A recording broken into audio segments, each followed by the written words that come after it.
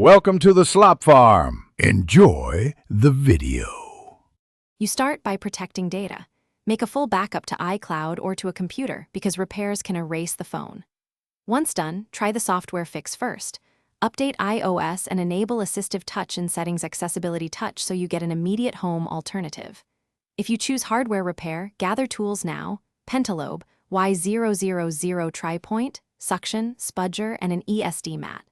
Make sure you have a clean, well-lit workspace. Then power down the iPhone and remove the two bottom Pentalobe screws.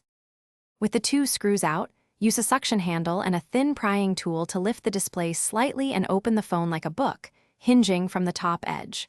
Once opened, immediately disconnect the battery to avoid shorts. Next, remove the metal display bracket and detach the display cables in sequence, then expose the home button assembly. Keep every screw grouped by location.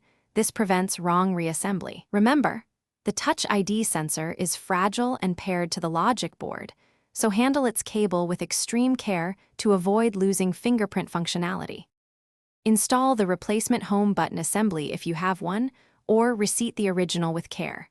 Align the button, secure the bracket, and reconnect display cables in reverse order, then reconnect the battery last. Close the display, reinstall the bottom Pentalobe screws, power on the phone, and test the physical home button and Assistive Touch. If the home button still doesn't respond, or if Touch ID stops working, do not force further swaps. Seek Apple-authorized service because the sensor is cryptographic.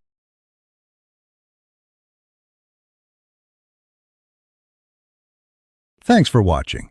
Consider subscribing if we helped you today.